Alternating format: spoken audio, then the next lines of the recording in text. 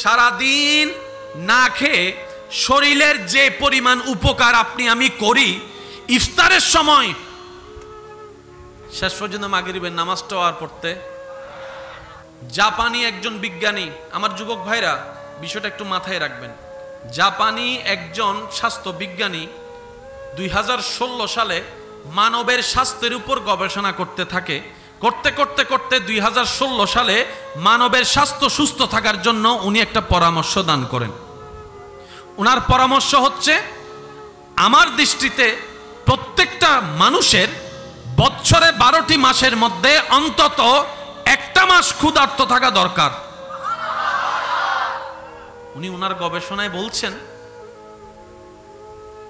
একটা মাস যদি ক্ষুধার্ত থাকে কোনো মানুষ নির্দিষ্ট একটা সময়, ওই পেটের মধ্যে যে ব্যাকটেরিয়াগুলো আছে ওগুলা যদি খাবার না পায়, তখন ওরা কি করবে, ওই 11 মাস যে মানুষ খাবার খেয়েছে, কিছু আশেপাশে ময়লা আবর্জনা হয়েছে, ওরা ক্ষুধা সহ্য করতে না পেরে ওই অবশিষ্ট খাবারগুলা খেতে থাকবে, পেট ক্লিয়ার হয়ে যাবে, পাকস্থলী ক্লিয়ার হয়ে যাবে, ওই মানুষ আরো বেশি সুস্থ হয়ে যাবে।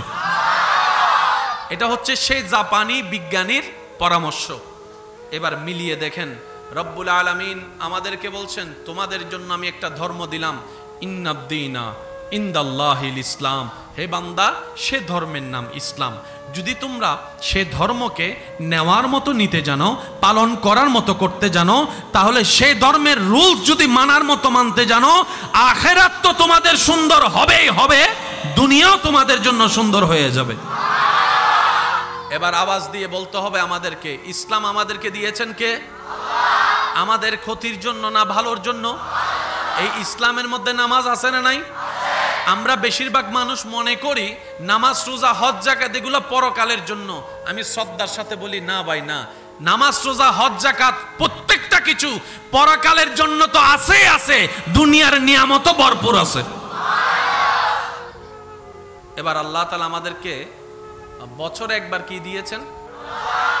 আল্লাহ পাক বলে, বান্দা 11 মাস খা,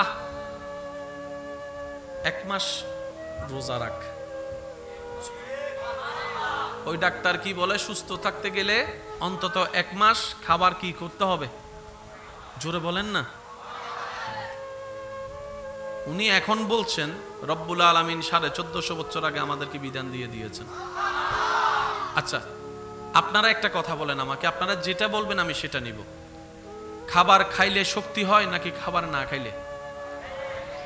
দুর্বল লাগে কখন? যদি খাবার। কিন্তু রমজানে খেয়াল করছেন, খাবার না খাইলেও শক্তি লাগে। যাদের লাগে তারা বলেন, রমজানে খাবার না খাইলেও কেমন যেন একটা আলাদা শক্তি। আরো জোরে বলেন। রমজানে উল্টা হয়ে যায়, খাবার না খাইলে শক্তি লাগে, খাবার না খাইলে ফিট লাগে, খাবার না খাইলে স্পিড ভালো থাকে, আর ইফতারের সময় খাবার খাওয়ার পরে লেটটাই পড়ে যায়। বুঝতে পারছি কথা? তাহলে রমজান দিয়েছেন আল্লাহ আমাদেরকে কেন? পরকালীন মুক্তির জন্য, দুনিয়ার কল্যাণের জন্য। তো রমজানের ফায়দা আমরা পাই না কেন? আশা করি একটু শুনলেই বুঝতে পারবো। সারাদিন না খেয়ে শরীরের যে পরিমাণ উপকার আপনি আমি করি, ইফতারের সময়,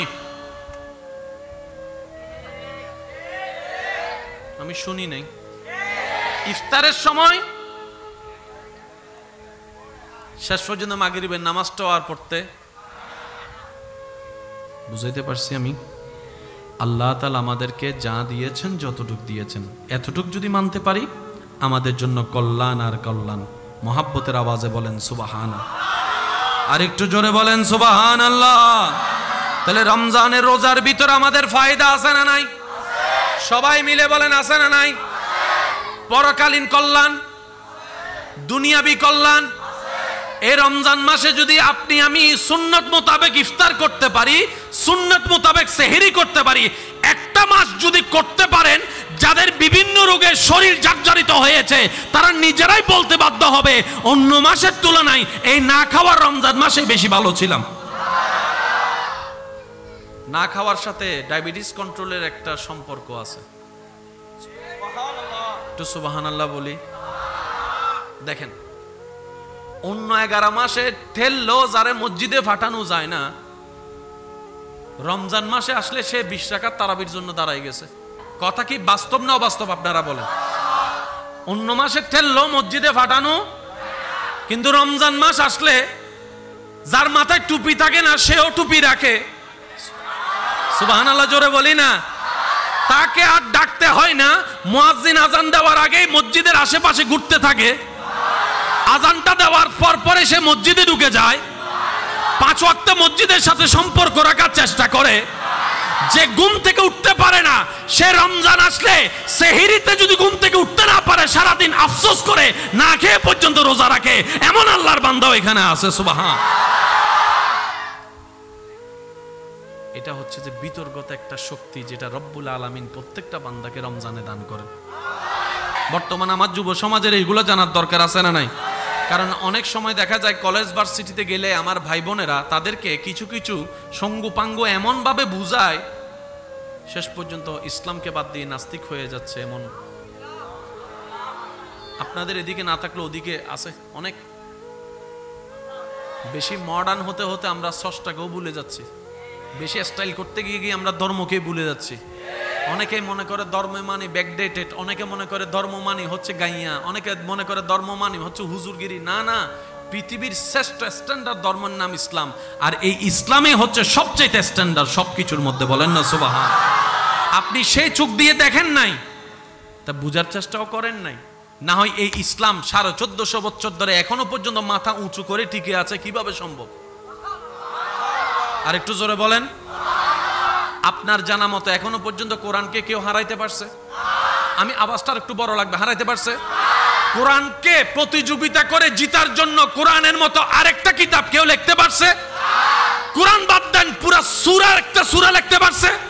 পুরা সূরা বাদ দেন, একটা আয়াত কেউ লিখতে পারছে? কোরআন হচ্ছে সেই কিতাব যেটা রব আমাদেরকে দয়া করে দান করেছে। আমরা গুরুত্ব বুঝতে পারি নাই, সেটার জন্য আমরা লাথি খাচ্ছি, আমরা মাইর খাচ্ছি। না হয় আমরা মাইর খাওয়ারও জাতি না, আমরা লাথি খাওয়ারও জাতি না। আমরা সেই জাতি, 313 জন ছিল মাত্র বদরের যুদ্ধে, তলোয়ারও তেমন ছিল না, না বল্লম ছিল, না ঘোড়া ছিল, না তেমন কোনো ওট ছিল, না হাতি ছিল। কিন্তু ঈমানি বলে যখন সামনে গিয়েছে, হাজারের অধিক কাফেরদেরকে তছনছ করে দিয়েছে 313 জনে। এই জাতি শক্তির জাতি নয় যেটা দেহের শক্তি, এই জাতি চলে ঈমানি শক্তির কারণে, প্রেমের শক্তির কারণে। কথা বলেন ঠিক কি না? আল্লাহ পাক আমাদেরকে একটু বুঝার তৌফিক দান করুন। তাহলে রমজানের রোজাটা আমাদের কিভাবে রাখা দরকার? নবীর সুন্নত মোতাবেক। সেহরির একটা সুন্নত আছে না, ইফতারের একটা সুন্নত আছে না? ওই ইফতারের ওই সুন্নতটা কম বেশি সবার মনে থাকে, খেজুর। কথা বলেন না? কিন্তু খাওয়ার একটা পরিমাণ তো নবী করে দিয়েছেন। আপনার আমার পেটে আটবে 2 গ্রাম, ঢুকাই দিচ্ছি 10 গ্রাম। সত্যি না মিথ্যা আপনারা নিজেরা বলেন। তাহলে সারাদিন যে উপকারটা করছি সব, বলেন সব। এবার বলেন আমরা চালাক না গাধা? আমি তো গাধা, আপনারটা আপনি বলেন। আমরা কি চালাক না গাধা? কারণ আমরা ফায়দা নিতে জানি। এত কথা কেন বললাম? শুধু একটা আয়াতকে বোঝানোর জন্য। সূরা আল ইমরান, কুরআনুল কারীমের 3 নম্বর সূরা। ভাইয়া বলেন কয় নম্বর সূরা? একটু জোরে বলি। সূরার নাম আল ইমরান। বলেন সূরার নাম। কুরআনুল কারীমের কয় নম্বর সূরা? সূরার নাম এই আল ইমরান সূরার 31 নম্বর আয়াতে 31 রব্বুল আলামিন বলছেন, বিসমিল্লাহির রহমানির রহিম, উল, হে নবী আপনি আমার বান্দাদেরকে জানিয়ে দিন। বলছেন আল্লাহ আমাদেরকে, কার মাধ্যমে? নবী রাহমাতুল্লিল। উল, হে নবী আপনি আমার বান্দাদেরকে জানিয়ে দিন। সরল অর্থ, ইন কুনতুম তুহিব্বুনাল্লাহ, সুবহানাল্লাহ জোরে বলেন। ইন কুনতুম তুহিব্বুনাল্লাহ, তোমরা যদি তোমাদের রবকে ভালোবাসো, ভালোবাসতে চাও, ফাত্তাবিউনি, তাহলে মন প্রাণ উজাড় করে, বিবেককে প্রশ্ন শূন্য করে, এত্তেবার সাথে মনকে প্রেম সাগরে ছেড়ে দিয়ে আমি নবী রাহমাতুল লিল আলামিনকে চোখ বন্ধ করে অনুসরণ করতে থাকো। বলছেন কে? কাদেরকে? মাশাআল্লাহ, একটু জোরে বলেন না, কাদেরকে? কার মাধ্যমে? নবী রাহমাতুল লিল আলামিনের মাধ্যমে বলছেন। আল্লাহ বলছেন, হে হাবিব, আপনি আমার বান্দাদেরকে বলেন, তারা যদি আমাকে ভালোবাসতে চায়, তারা যেন আপনি নবীকে চোখ বন্ধ করে অনুসরণ করতে থাকে, চোখ বন্ধ করে অনুসরণ করতে থাকে। সুবহানাল্লাহ বলেন না। তাদের সকালটা যেন আপনার মতো হয়, তাদের দুপুরটা যেন আপনার দুপুরের মতো হয়, তাদের রাতটা যেন আপনি নবীর সুন্নতের মতো হয়, তাদের খাওয়ারটা যেন আপনি নবীর সুন্নত মোতাবেক হয়, তাদের ব্যবসা চাকরি যেন আপনি নবীর দেওয়া সুন্নত মোতাবেক হয়, তাদের সংসার যেন আপনি নবীর দেওয়া সুন্নত মোতাবেক হয়। সুবহানাল্লাহ, আরো জোরে, আরো জোরে, আরো জোরে, আরো জোরে। তাদের উঠা বসা সবকিছু যেন আপনি নবীর সুন্নত মোতাবেক হয়। আমি আল্লাহ যদি এইরকম কাউকে দেখি যে আপনি নবীকে মন প্রাণ করে উজাড় করে অনুসরণ করছে, ও নবী, আপনি তাকে জানাই দেন, তার আর কষ্ট করে আমি রবকে ভালোবাসতে হবে না, আমাকে ভালোবাসতে হবে না। ইউহিব্বুকুমুল্লাহ, আমি আল্লাহ তাকে ভালোবাসা শুরু করে দিব। আর একটু জোরে বলি, আমরা সবাই কাকে ভালোবাসতে চাই? আর আল্লাহ এখানে বলছেন, কেউ যদি এরকম চলে, আমি নিজে তারে ভালোবাসবো। আর একটু জোরে। এতটুক উপহার দিয়ে রব্বুল আলামিন শেষ করেন নাই। রব্বুল আলামিন বলছেন কি জানেন? ওয়াগফির লাকুম যুনুবাকুম। শুধু যে তাকে ভালোবাসবো তা না, আমি রব যাকে ভালোবাসি সে জাহান্নামী হবে তা তো হতে পারে না। আমি রব যাকে ভালোবাসবো তাকে আগুনে জ্বালাবে তা তো হতে পারে না। আর গুনাহ বেশি হলে তো জাহান্নামী হয়ে যায়। যদি এমন কাউকে দেখি আমি আল্লাহ, ওয়াগফির লাকুম যুনুবাকুম, আমি আল্লাহ তার সারা জীবনের করা সমস্ত কবিরা সগীরা গুনাহকে maaf করে দিব। আল্লাহ পাক বলছেন, ওয়াল্লাহু গফুরুর রহিম। হে বান্দা, মনে রাখিও তোমার আল্লাহ, তোমাদের আল্লাহ বড় ক্ষমাশীল, বড় দয়ালু। তোমরা কল্পনাও করতে পারবা না এতটুক ক্ষমাশীল, এতটুক দয়ালু আমি রব্বুল আলামিন। সুবহান। কোরআনের কত নম্বর সূরা? এই তো মাশাআল্লাহ, মাশাআল্লাহ, আরেকটু জোরে। সূরার নাম মাশাআল্লাহ, আয়াত নাম্বার 31, 31, আয়াত নাম্বার। আবার বলছি, সবার একবার বলবেন। কত নাম্বার সূরা? 3 নাম্বার। সূরার নাম মাশাআল্লাহ, আয়াত নাম্বার। আল্লাহ পাক আমাদেরকে আমল করার তৌফিক দান করুন। আর একটু জোরে বলেন। রব্বুল আলামিন এমন ভাবে ইসলামকে সাজিয়ে দিয়েছেন, বিশ্বাস করবেন ভাই, আপনি যেখানে ছাই নিয়ে হাত ধরবেন সেখান থেকে স্বর্ণ হওয়া সম্ভব। আমরা টেকনিক জানি না, নিতে জানি না। সারাদিন কাজ করে প্রত্যেকটা মানুষের রাত্রেবেলা কি যাওয়া দরকার? আরো জোরে বলেন। এই ঘুমের একটা নিয়ম আছে না নাই? নবীজি দিছে কি দেন নাই?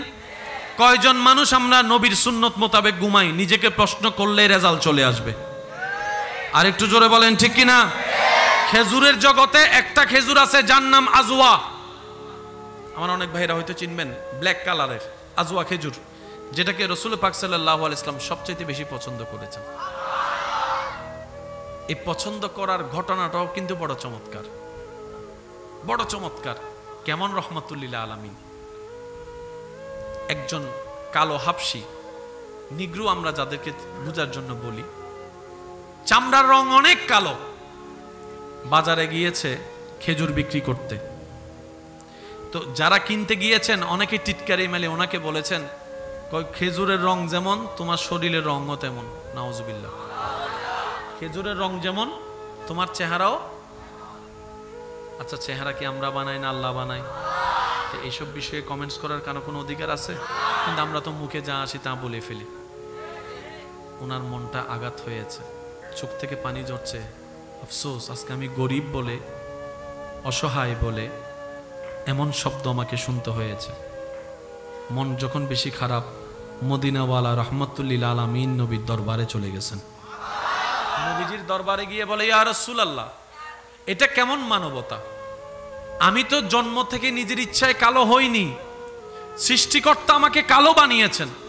এখন অনেকে আমার সেই কালো রংকে নিয়ে ঠাট্টা এমন ভাবে করছেন, আজওয়া খেজুর যেমন কালো আমার রঙও কালো। নবীজি ওনার কথা শুনে সাথে সাথে ওনাকে নিয়ে বের হয়ে মদিনার বাজারে গেলেন। মদিনার বাজারে যাওয়ার সাথে সাথে নবীজির উপস্থিতি টের পেয়ে অনেক মানুষ পাগলরা উপস্থিত হয়ে গেল। এবার নবী রাহমাতুল্লিল আলামিন সেই খেজুরগুলা হাতে নিয়ে বললেন, ও দুনিয়ার মানুষ শুনো, এই খেজুরের অনেক উপকারিতা আছে।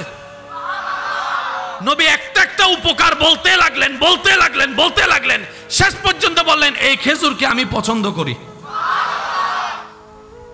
বাস এতটুক। সাথে সাথে চেহারা পাল্টাই গেছে, চরিত্র পাল্টাই গেছে, রূপ পাল্টাই গেছে, পরিস্থিতি পাল্টাই গেছে। এখন এতক্ষণ যারা, এতদিন যারা ওনাকে ঠাট্টা করত, এখন সবাই ওনার পিছনে লাইন লাগাই বলে, ভাই একটু খেজুর থাকলে দাও, কালো খেজুরটা থাকলে দাও, কালো খেজুর থাকলে দাও। সুবহান। পুরা প্রেক্ষাপট পাল্টাই দিয়েছেন নবী রাহমাতুল্লিল আলামিন। আপনারা জানেন নবীজির হাদিস, যে 7টি আজওয়া খেজুর খাবে আল্লাহ পাক রব্বুল আলামিন তাদেরকে বিভিন্ন প্রকার সেহের, জাদু সহ বিভিন্ন রোগ থেকে আল্লাহ তাদেরকে হেফাজত করে। মিষ্টি ডায়াবেটিসের জন্য ভালো না খারাপ? একটু জোরে বলি। সবারই তো, কারোর তো কোনো দ্বিমত, কিন্তু খেজুর যখন খায় সেটা ডায়াবেটিসের ক্ষতির কারণ না হয়ে বরং লাভের কারণ হয়ে যায়। আর একটু জোরে বলি।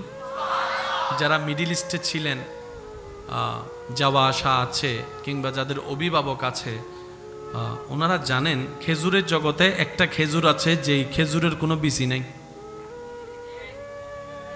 একটু বলেন না রে ভাই, বিচি ছাড়া খেজুর হয় না, বিচি ছাড়া তো সবাই জানে, কিন্তু একটা খেজুর আছে আপনারা অনেকেই হয়তো খেয়েছেন, বিচি ছাড়া খেজুর। তো বিচি ছাড়া খেজুর হলো কিভাবে? এটাও আল্লাহর হুকুমে নবীর মাধ্যমে প্রকাশিত একটা মুজিজার অংশ। এক বেদুইন কাফের এসে নবীকে আটকানোর জন্য কিছু খেজুর এনে বলে, খেজুরের বিচি এনে বলে, আপনি যদি সত্যিকার নবী হন তাহলে একটা পরীক্ষা দেন। নবীজি বলে যে কি পরীক্ষা? বলে যে এই খেজুরের বিচিগুলা আপনি নিজে রোপণ করবেন, কালকের মধ্যে যদি, অল্প দিনের মধ্যে যদি স্বাভাবিক নিয়মের বাহিরে এই জায়গার থেকে যদি খেজুর গাছ উঠে খেজুর ধরে, আমি বিশ্বাস করব আপনি আল্লাহর প্রেরিত নবী, আমি ঈমান আনবো। বলেন সুবহান। নবীজি বলেছে ঠিক আছে। ওনাকে সাথে নিয়ে নির্দিষ্ট জায়গা বাছাই করে আপনার আমার নবী রাহমাতুল্লিল আলামিন নবুয়তের হাতে আল্লাহর হুকুমে একটা একটা বীজ রোপণ শুরু করলেন। আরেকটু জোরে। একটা একটা বীজ রোপণ শুরু করলেন। সূরের মন, সূরের মন জগতে দেখেছে নবী রোপণ করেছে, যে চ্যালেঞ্জটা দিয়েছে সে রাতের বেলায় চিন্তা করে কালকে তো আমাকে ইসলাম ধর্ম গ্রহণ করতেই হবে, কারণ আমি নিজে এতটুক জানি মুহাম্মদ যদি কোনো বলে কিছু সাল্লাল্লাহু আলাইহি ওয়াসাল্লাম, সেটা কখনো মিথ্যা হবে না, মিথ্যা হবে না। সুবহানাল্লাহ বলেন না। এখন আমি তো চ্যালেঞ্জ করে ফেলেছি, এখন যদি খাজুর গাছ উঠে যায় তাহলে তো আমি ধরা, সমাজের সবার সামনে আমার মাথা নিচু হয়ে যাবে। সে রাত্রেবেলা যাইয়া কি করছে, সব বিচি, সে রাত্রেবেলা গিয়ে সব বিচি, এবার তার মনে মনে শান্তি, যাক যাই হোক সকালবেলা আর আমাকে হার মানতে হবে। সকাল হলো, নির্দিষ্ট সময় গেলেন, যাওয়ার পরে দেখেছে খালি ময়দানে বড় বড় খেজুর গাছ। নবীর উম্মতের আওয়াজ আর একটু বড় হবে। বড় বড় খেজুর গাছ, গাছও উঠে গিয়েছে, পাতাও বড় হয়েছে, গাছের মধ্যে খেজুরও ধরছে। নবীজি বললেন খেজুর তো ধরছে, খাবা না? একটু খেজুর খাও, খেজুর খাও। খেজুর পাড়ায় ওনাকে দেওয়া হলো, খেজুর খাইলো। খেজুর খাওয়ার পরে দেখে যে ভিতরে কোনো বিচি। এবার উনি বললেন এটা কেমন খেজুর?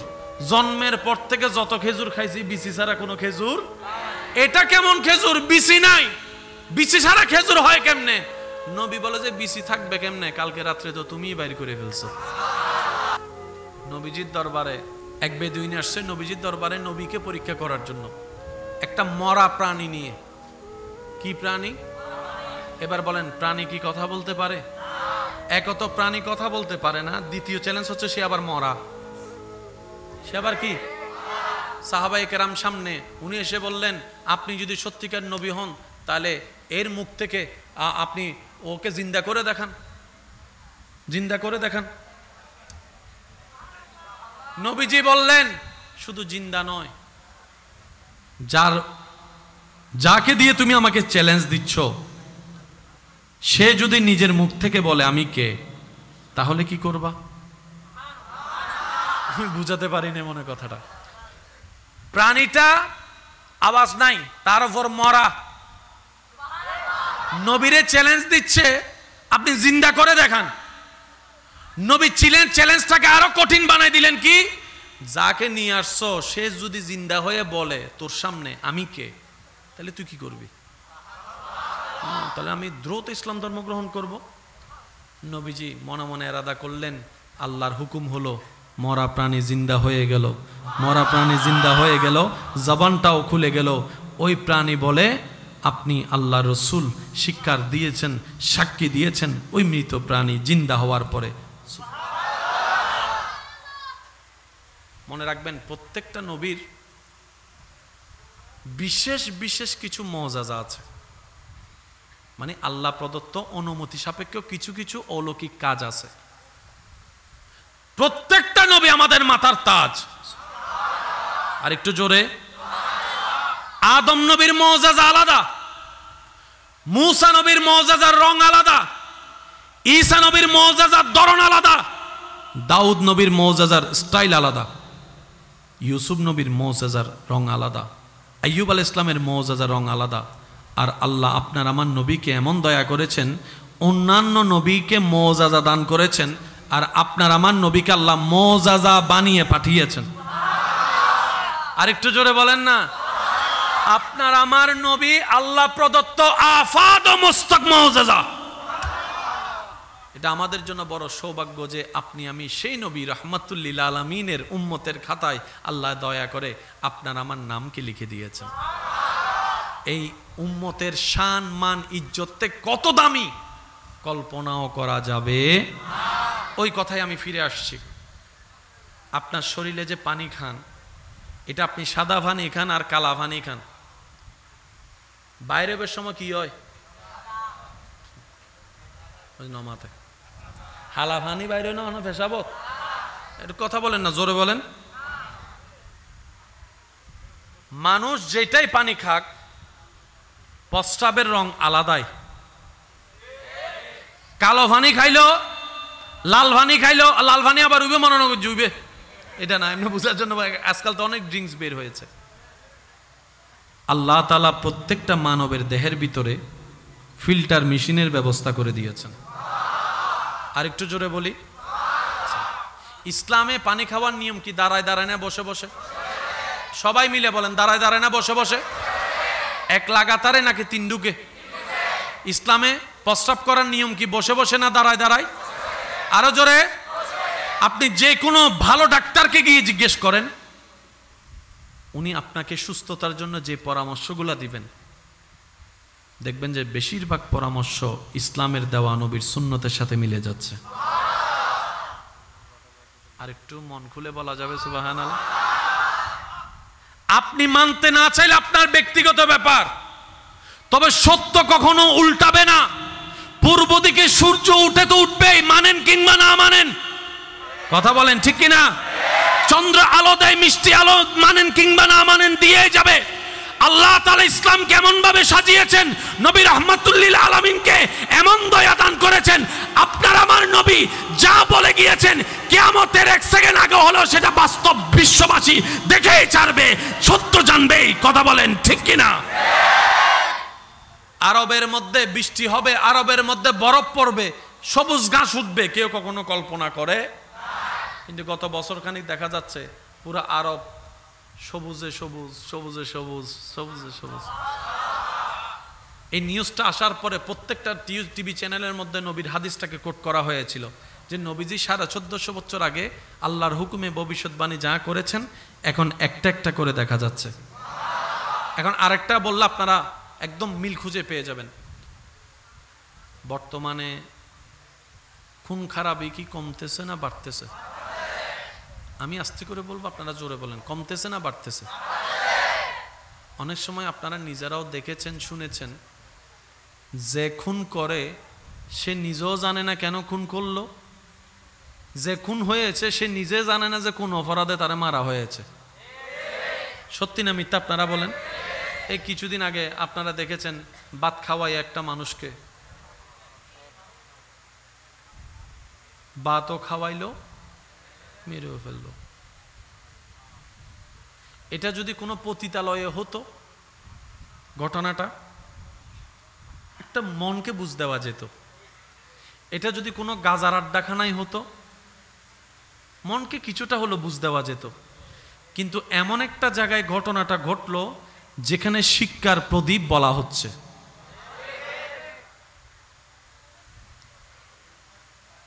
নবী রাহমাতুল্লিল আলামিন বলছেন, কিয়ামতের আগে এমন পরিস্থিতি সৃষ্টি হবে, খুন খারাপই বেড়ে যাবে, রাহাজানি বেড়ে যাবে, অন্যায় বেড়ে যাবে।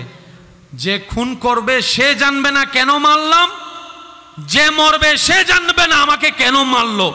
1450 বছর আগে বলেছেন, এখন পায়ে পায়ে সবকিছু মিল খুঁজে পাওয়া যাচ্ছে।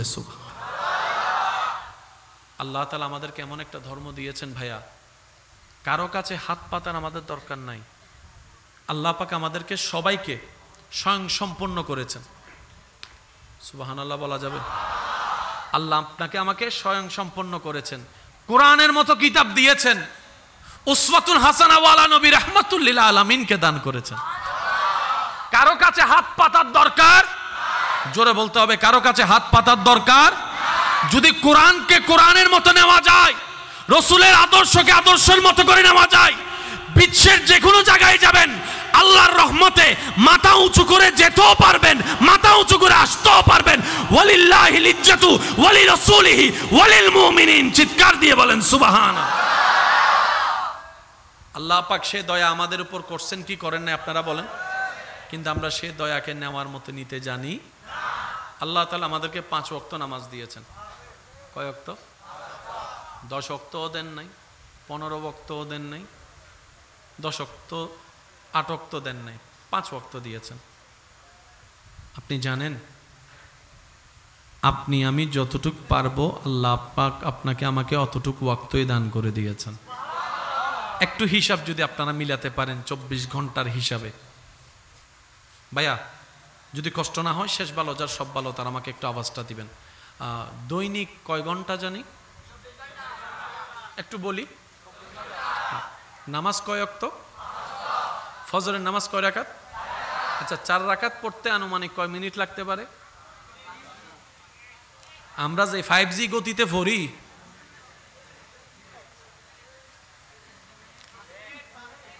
10 মিনিট 5 মিনিট তো 10 মিনিট ধরলাম। কয় মিনিট? জোহরের নামাজ পড়তে কয় মিনিট? 20 মিনিট। কয় মিনিট? 20 এ 10 এ 30। আসরের নামাজ পড়তে 10 মিনিট, তাহলে কত হলো? 40। মাগরিবের নামাজ পড়তে 10 মিনিট, আপনারাই বললেন 10 মিনিট, কত হলো? 50 মিনিট। এশারের নামাজ পড়তে 20 মিনিট, কত হলো? 70 মিনিট। দ্যাট মিনস 60 মিনিট যোগ 10 মিনিট, 1 ঘন্টা। 1 ঘন্টা 10 মিনিট, টোটাল 1 ঘন্টা কত মিনিট? নামাজ কার জন্য? একটু সবাই মিলে বলেন, নামাজ কার জন্য? আমরা কার? আওয়াজটা একটু বড় হবে। আমরা কার? পৃথিবী কার? আসমান কার? হায়াত কার দেওয়া? মত কার দেওয়া? দেহ কার দেওয়া? চোখ কার দেওয়া? সোনার কান কার দেওয়া? রক্ত কার দেওয়া? শক্তি কার দেওয়া? জ্ঞান কার দেওয়া? পরিবার কার দেওয়া? মা বাবা কার দেওয়া? বউ স্ত্রী সন্তান কার দেওয়া? স্বামী কার দেওয়া?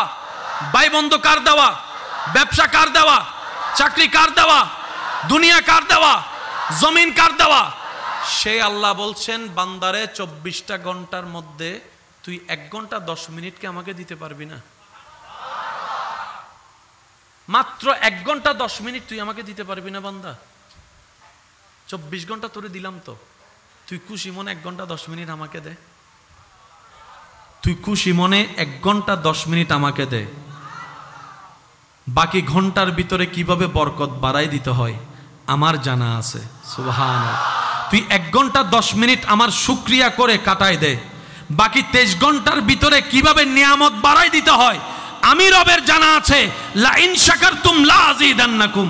রব্বুল আলামিন বলে, বান্দা তোর ঘুমের দরকার নিম্নে 6 থেকে 8 ঘন্টা ঘুমের দরকার, এবার সেই 24 ঘন্টা থেকে তুই 1 ঘন্টা আমাকে দিলি, বাকি আছে 23 ঘন্টা।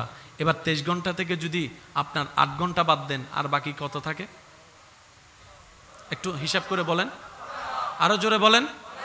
এখনো 15 ঘন্টা আছে। রব্বুল আলামিন বলে, এই 15 ঘন্টা তুই দুনিয়ার কাজে লাগা, দুনিয়া সাজাতে লাগা, আমি আল্লাহ দয়া করে তোকে সাপোর্ট দিতে থাকবো। মনে রাখিস বান্দা, রব্বুল আলামিন বলছেন, মনে রাখিস বান্দা, যে অন্তর থেকে আমি রবের সামনে মাথা ঝুঁকিয়ে দেয় দুনিয়াবি কোনো বিষয়ে, আমি আল্লাহ সেই বান্দাকে কারো সামনে মাথা নত করতে দিব না। 1 ঘন্টা কয় মিনিট? আরো জোরে। আমরা কি পারছি? বলেন, আমরা কি পারছি? বরাবর ব্যর্থতা আমাদের। এরপরও যে আল্লাহ আমাদের খাবার বন্ধ করে দেয় নাই, সেজন্য শুকরিয়া করা দরকার। আল্লাহ পাক আমাদের সকলের হাজিরি কবুল করুক, আজকের এই মেহফিলকে কবুল করুক, আমাদের সবাইকে রবের প্রিয় বান্দা নবী রাহমাতুল্লিল আলামিনের প্রিয় উম্মত হয়ে কবরে যাওয়ার আল্লাহ তৌফিক দান করুক। মদিনা আমার জান, মদিনা আমার প্রাণ, মদিনাতে আছেন আমার জানের জান। শেষ ভালো যার সব ভালো তার সবাই মিলে মদিনা আমার জান, মদিনা আমার প্রাণ, মদিনাতে আছেন আমার জান। ও গো মদিনা আমায় ডাকো না, ও গো মদিনা আমায় ডাকো না, তোমায় দেখার তরে আমার মন হলো আনচান। মদিনা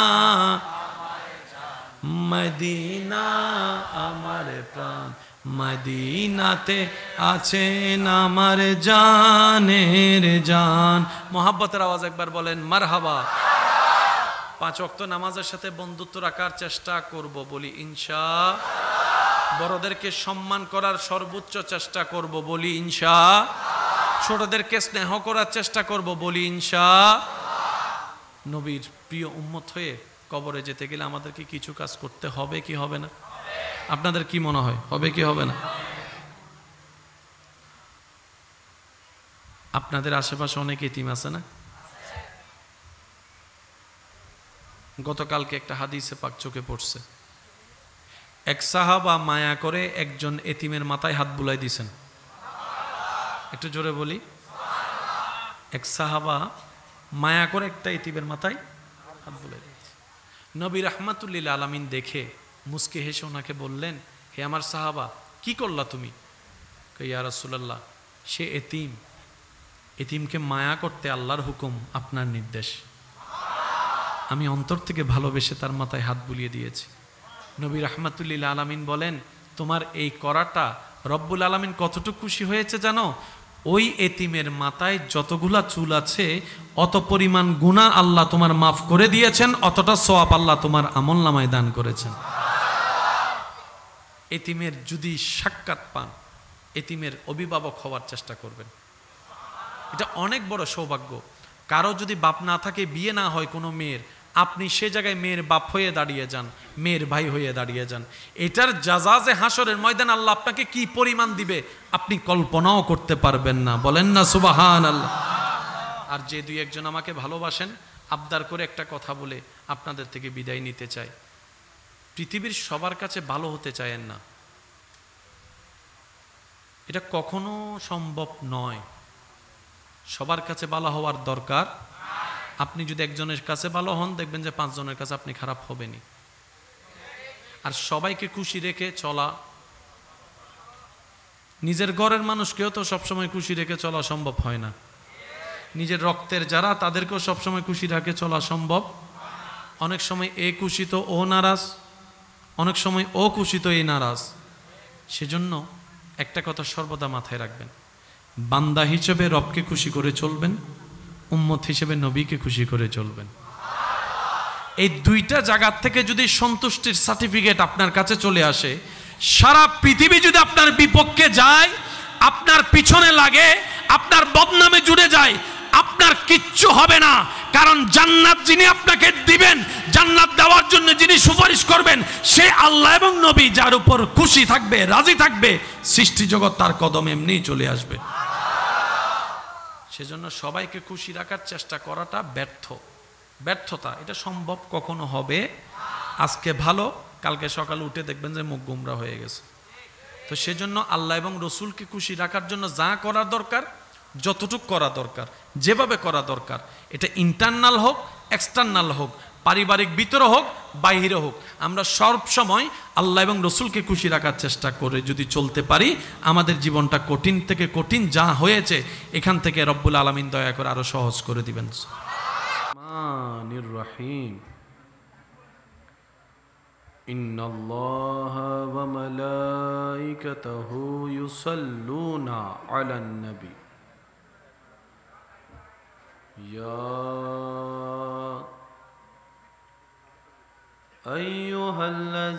আইয়ুহাল্লাযীনা আমানু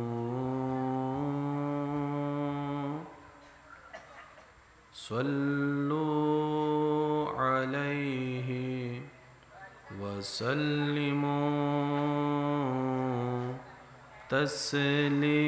তাসলিমা সাল্লাল্লাহু আলা সাইয়্যিদিনা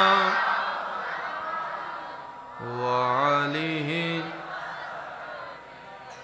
আল্লাহুম্মা সাল্লি আলা মাওলানা মুহাম্মদ ওয়া আলা আলিহি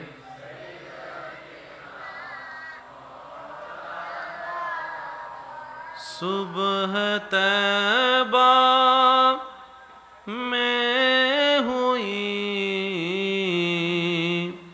बटता है बड़ा नूर का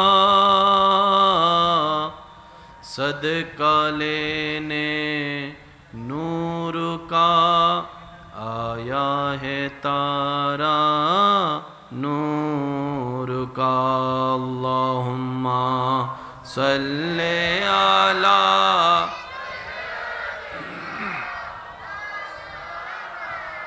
मुहम्मद व अला आले सय्यदिना तेरी नस्ले पाक में है बच्चा बच्चा नूर का तू है आईने नूर तेरा सब घराना नूर का अल्लाहुम्मा सल्ले अला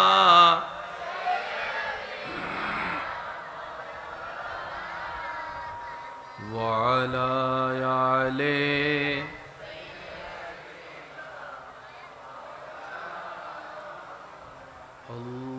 अल्लाहु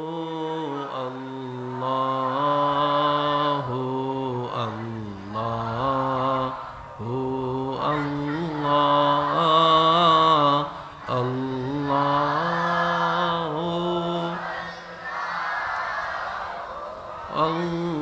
अल्लाहु अल्लाह सबाई मिले मोहब्बतेर ईमानी आवाज़े अल्लाहु अल्लाहु अल्लाहु अल्लाह अल्लाहु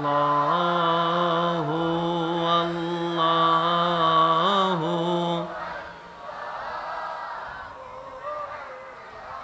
الصبح بدا من طلعته والليل جامع وافراته الله الله الله الله الله الله গোলাপ নীলম গাদা নীলম নীলম রজনী গন্ধা মনের সুকে মালা গাতিলাম সকাল থেকে একেবারে দেখা দাও যদি ও গো কমলিওয়ালা একেবারে দেখা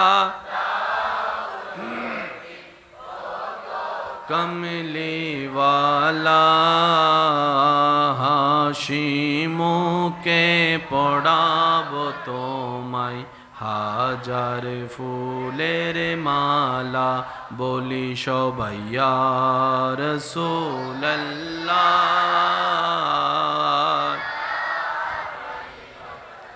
হলুদ ফুলকে প্রশ্ন করি রঙটি কোথায় পেলে হলুদ ফুলকে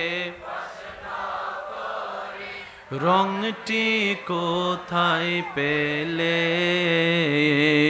উত্তর দেই সেই রঙটি ছিল নূর নবীজির ত্বকে তাই সেই ফুলকে বাগান থেকে তুলে গাতলাম মালা সুযোগ পেলে পড়াবো তোমায় হাজার ফুলের মালা বলি সবাই ইয়া রাসূলুল্লাহ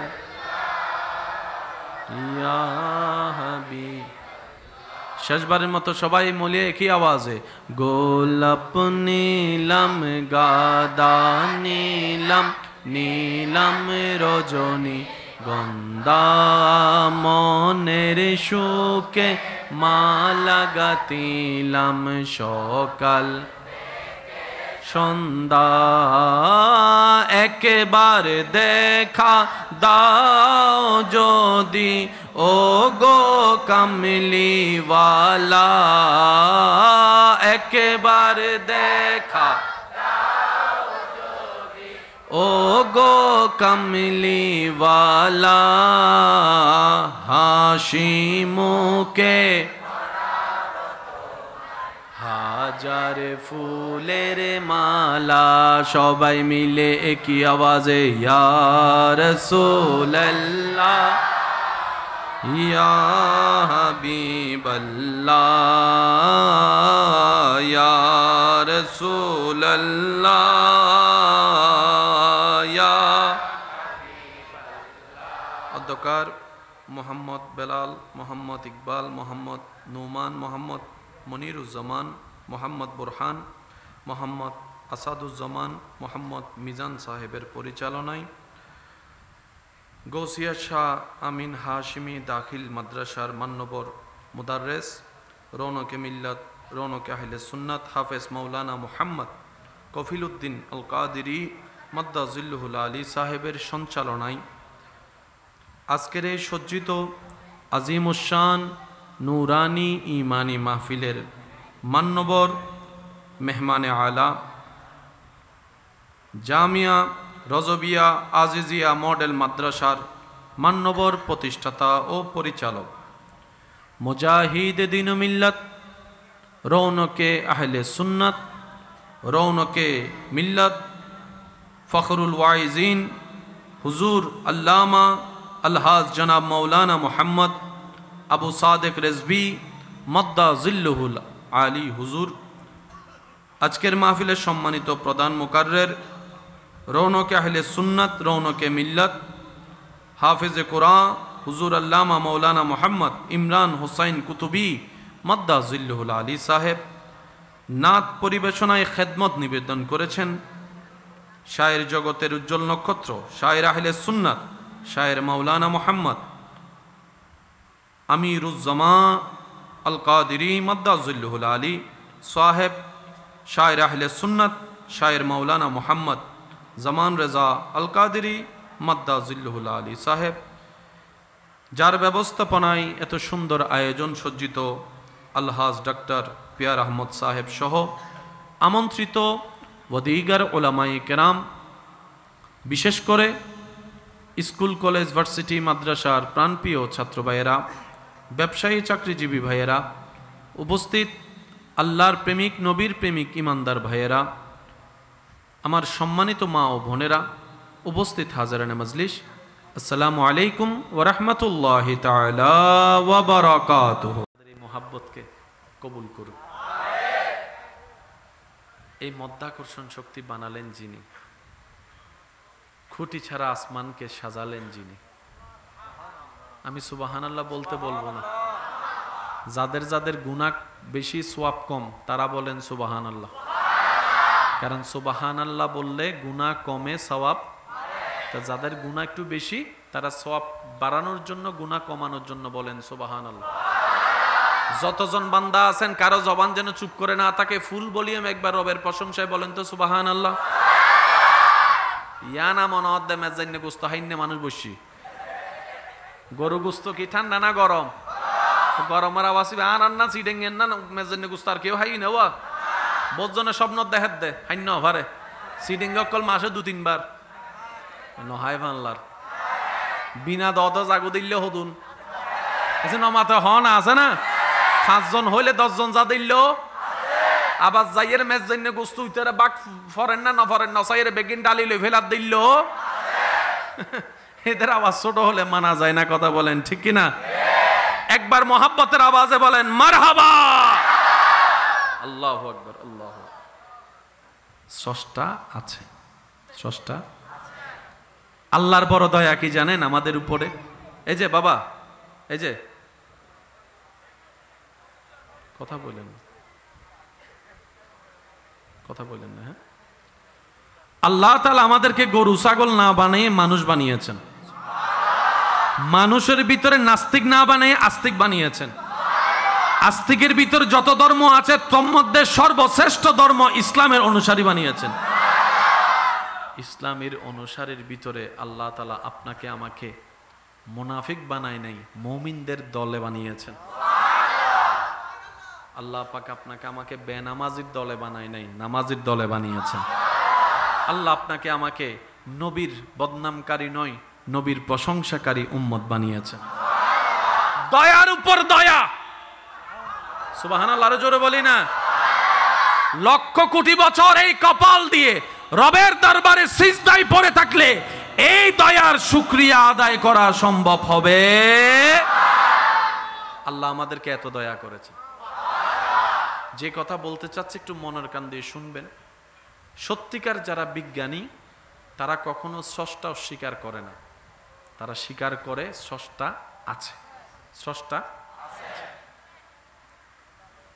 যিনি সৃষ্টি করেছেন যেই বিশ্ব ব্রহ্মাণ্ড, তিনি সৃষ্টি করে ছেড়ে দেননি, সেকেন্ডে সেকেন্ডে যত্নও নিচ্ছেন। আর একটু জোরে এবার আসেন, চলেন একটু বুঝার চেষ্টা করি। সবার মনোযোগ আছে ইনশাআল্লাহ? আচ্ছা, আপনি আমি যে খাবারটা খেয়েছি আল্লাহর দয়ায়, এই জীবনে হাত দিয়ে কি খাবার বের করতে হয়েছে? অটোমেটিক টাইমে টাইমে পেট খালি হয়ে গেছে।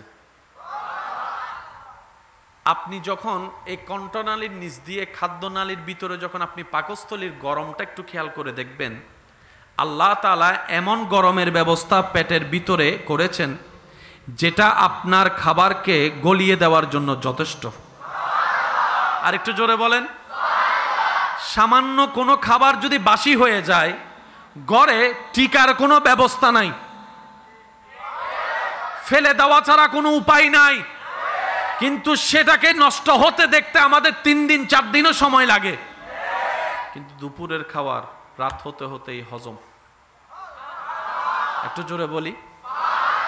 আল্লাহ তাআলা সেখানে কিছু ছোট্ট ছোট্ট পোকার ব্যবস্থা করে দিয়েছেন।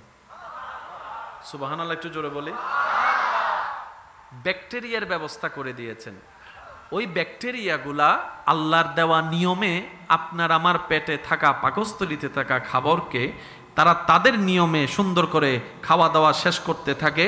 এই খাওয়া দাওয়া করতে করতে আপনার সেই খাবারটা কিছু শরীরের যে রক্তের দরকার, রক্ত হয়ে যায় সেই খাবার। সুবহানাল্লাহ। কিছু আপনার শরীরে ক্যালসিয়াম হয়ে যায়। সুবহানাল্লাহ। কিছু আপনার শরীরের মধ্যে বিভিন্ন উপকরণ সৃষ্টি হয়ে বাকি যা থাকে কিছু রক্ততে চলে যায়, কিছু বাথরুম হয়ে বের হয়ে যায়। আর একটু জোরে বলি, সিস্টেম কার? আরেকটু জোরে, আরো জোরে। ডেলি খানা কয় বেলা? হদুনো 5 বেলা হাই দিউন হতানো হই নাই। ডেলি নরমাল খানা কয় বেলা? আওয়াজ আরো ছোট হবে, কয় বেলা? আমার মাদ্রাসার ছাত্র ভাই যদি থাকেন, স্কুল কলেজ ভার্সিটির ভাইরা থাকেন, আপনারা বিশেষ মনোযোগ দিবেন, কারণ আপনারাই তো আগামী দিনের ইসলামের ভবিষ্যৎ, দেশের ভবিষ্যৎ। বসলে সুন্দর হবে, বসলে সুন্দর। আসলে কয় বেলা? কিছু বন্ধু আছে চাইও ঈদের একবার যদি রেস্টুরেন্টের থানা হাবাই তো লই যায়, যে লগি ঈদে বাইরে হয়তো তো বাস্তা করো, লাজ জীবন নইতারে আছে না? আছে না? ওয়া জোর হন আছে না? অর্ডার দিয়ে দে দুয়ো রুটি ইতে হদ দিন তা খোনাও নাও বার আডারও বলো আছে না? 4 জনের হানা একজনের হাতে মাথো না বাজি, মাথো না, মাথো না। ইবে বেশি চালাক ফানলাম ন বলেন না, এটা উনি চালাক না। এরকম যারা করি এগুলো আমরা বোকা। আসেন আজকে একটু জিনিস বুঝার চেষ্টা করি। ইয়া ইতারা গুতাই গুতাই শেষ করি ফেলার দেয় হদ দিতে 3 মাস আগে হাই উজাইন হদ দৌজুরে ইয়া একবার বলি মারহাবা। দেখতেই তো ভালো লাগতেছে, সবার মুখে হাসি। আর একবার বলেন মারহাবা। একটা নাতের রাসূল পড়তে ইচ্ছে করতেছে, পড়বো আপনাদের হাসিটা দেখে, শুধু হাসি দেখে পড়তে ইচ্ছে করতেছে। নবীর উম্মতের চেহারা হাসি দেখলে তো এমনি মন খুশি হয়ে যায়। কথা বলেন ঠিক কি না? আরো জোরে বলেন ঠিক কি না? আমার সোনার মদিনা না সব বলিব, ভুলতে পারি না। আমার সোনার মদিনা সব ভুলিব, ভুলিনি ভুলব না। মাশাআল্লাহ, ভুলিনি ভুলব না, না সব ভুলিব। উচ্চ আওয়াজ একবার বলেন মারহাবা। ডেলি কয় বেলা খানা? আশা করি আপনাদের অনেক প্রশ্নের উত্তর জীবন কেন্দ্রিক এখানে পেয়ে যাবেন। কয় বেলা? ফজর, জোহর, রাত। আসরেরটা হচ্ছে হালকা নাস্তা। ওয়া প্রধানমন্ত্রী কেন করতাম আই তারা লইরে কয় বেলা? আরো জোরে। ফজর, জোহর, রাত। রাসূল পাক সাল্লাল্লাহু আলাইহি ওয়াসাল্লাম বলছেন, বর্তমান ডাক্তার কি বলে সেটা একটু পরে বলছি। নবী রাহমাতুল লিল আলামিনের হাদিসে পাকের ঘোষণা, উম্মত ফজরের খাওয়াটা একটু টাইট করে খায়ও। সুবহানাল্লাহ বলি। জোহরের খানাটা একটু কম, রাতের খানাটা ফকিরের মতো অর্থাৎ অনেক কম। ফজরেরটা, জোহরেরটা, রাতেরটা। বর্তমানে অনেক ডাক্তার রোগীদেরকে চিকিৎসা করতে গিয়ে কি বলে?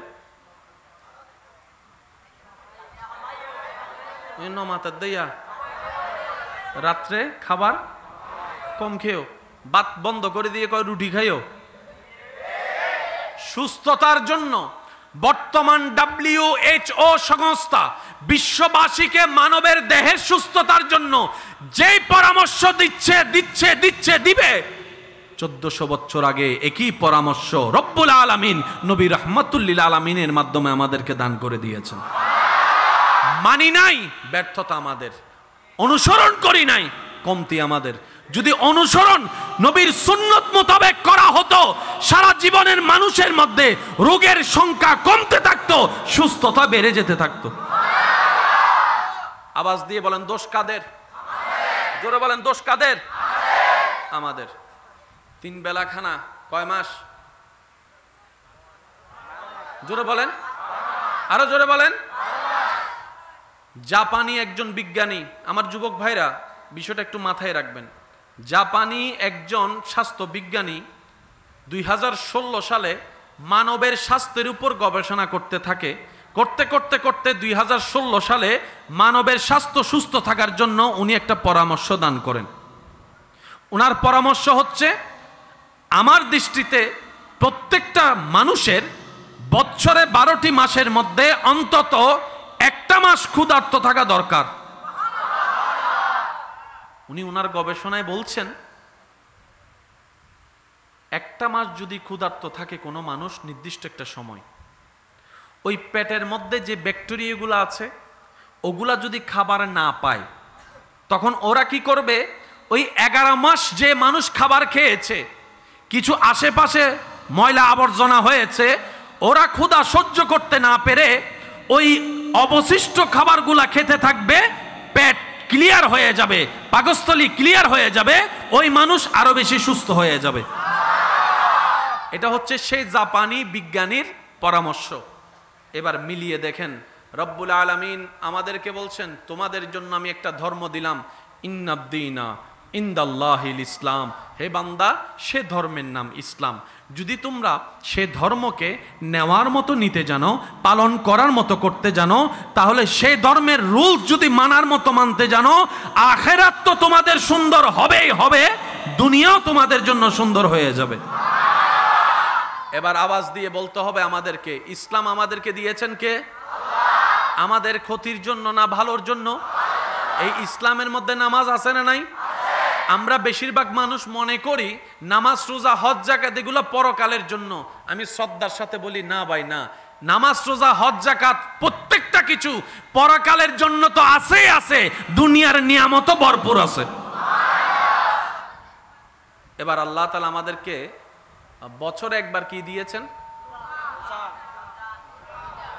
একটু জোরে বলেন।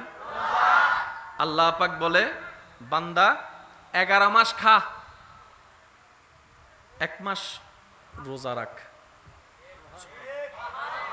ওই ডাক্তার কি বলে, সুস্থ থাকতে গেলে অন্তত 1 মাস খাবার কি করতে হবে? জোরে বলেন না। উনি এখন বলছেন, রব্বুল আলামিন 1450 বছর আগে আমাদেরকে বিধান দিয়ে দিয়েছেন। আচ্ছা, আপনারা একটা কথা বলেন আমাকে, আপনারা যেটা বলবেন আমি সেটা নিব। খাবার খাইলে শক্তি হয় নাকি খাবার না খাইলে? দুর্বল লাগে কখন? যদি খাবার। কিন্তু রমজানে খেয়াল করছেন, খাবার না খাইলেও শক্তি লাগে। যাদের লাগে তারা বলেন, রমজানে খাবার না খাইলেও কেমন যেন একটা আলাদা শক্তি। আরো জোরে বলেন। রমজানে উল্টা হয়ে যায়, খাবার না খাইলে শক্তি লাগে, খাবার না খাইলে ফিট লাগে, খাবার না খাইলে স্পিড ভালো থাকে, আর ইফতারের সময় খাবার খাওয়ার পরে লেটটাই পড়ে যায়। বুঝতে পারছি কথা? তাহলে রমজান দিয়েছেন আল্লাহ আমাদেরকে কেন? পরকালীন মুক্তির জন্য, দুনিয়ার কল্যাণের জন্য। তো রমজানের ফায়দা আমরা পাই না কেন? আশা করি একটু শুনলে বুঝতে পারবো। সারাদিন না খেয়ে শরীরের যে পরিমাণ উপকার আপনি আমি করি, ইফতারের সময় আমি শুনি নাই, ইফতারের সময় শেষ পর্যন্ত মাগরিবের নামাজটাও আর পড়তে। বুঝাইতে পারছি আমি? আল্লাহ তাআলা আমাদেরকে যা দিয়েছেন, যতটুক দিয়েছেন, এতটুক যদি মানতে পারি আমাদের জন্য কল্যাণ আর কল্যাণ। মহাব্বতের আওয়াজে বলেন সুবহানাল্লাহ। আর একটু জোরে বলেন সুবহানাল্লাহ। তাহলে রমজানের রোজার ভিতর আমাদের ফায়দা আছে না নাই? সবাই মিলে বলেন আছে না নাই? পরকালীন কল্যাণ, দুনিয়াবি কল্যাণ। এই রমজান মাসে যদি আপনি আমি সুন্নত মোতাবেক ইফতার করতে পারি, সুন্নত মোতাবেক সেহরি করতে পারি, একটা একটা মাস যদি করতে পারেন, যাদের বিভিন্ন রোগে শরীর জর্জরিত হয়েছে তারা নিজেরাই বলতে বাধ্য হবে অন্য মাসের তুলনায় এই না খাওয়ার রমজান মাসে বেশি ভালো ছিলাম।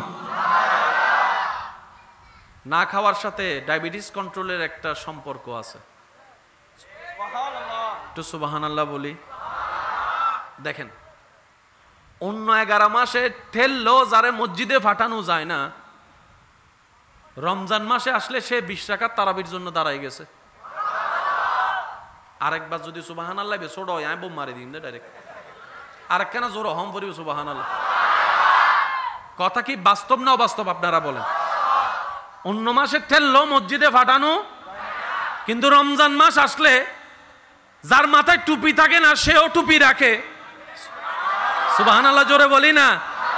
তাকে আর ডাকতে হয় না, মুয়াজ্জিন আজান দেওয়ার আগেই মসজিদের আশেপাশে ঘুরতে থাকে, আজানটা দেওয়ার পর পরে সে মসজিদে ঢুকে যায়, 5 ওয়াক্ত মসজিদের সাথে সম্পর্ক রাখার চেষ্টা করে। যে ঘুম থেকে উঠতে পারে না, সে রমজান আসলে সেহরিতে যদি ঘুম থেকে উঠতে না পারে, সারাদিন আফসোস করে না খেয়ে পর্যন্ত রোজা রাখে। এমন আল্লাহর বান্দাও এখানে আছে। সুবহান। এটা হচ্ছে যে বিতর্গত একটা শক্তি, যেটা রব্বুল আলামিন প্রত্যেকটা বান্দাকে রমজানে দান করেন। আপনার কষ্ট হচ্ছে না তো ভাইয়া? আমি কি আলোচনা বেশি কঠিন করে ফেলছি? আপনারা বলেন, এই আলোচনাগুলো জানার শোনার দরকার আছে না নাই? বর্তমানে আমার যুব সমাজের এইগুলো জানার দরকার আছে না নাই? কারণ অনেক সময় দেখা যায় কলেজ ভার্সিটিতে গেলে আমার ভাই বোনেরা তাদেরকে কিছু কিছু সঙ্গুপাঙ্গ এমনভাবে বুঝায়, শেষ পর্যন্ত ইসলামকে বাদ দিয়ে নাস্তিক হয়ে যাচ্ছে। এমন আপনাদের এদিকে না থাকলে ওদিকে আছে অনেক। বেশি মডার্ন হতে হতে আমরা স্রষ্টাকেও ভুলে যাচ্ছি, বেশি স্টাইল করতে গিয়ে গিয়ে আমরা ধর্মকেই ভুলে যাচ্ছি।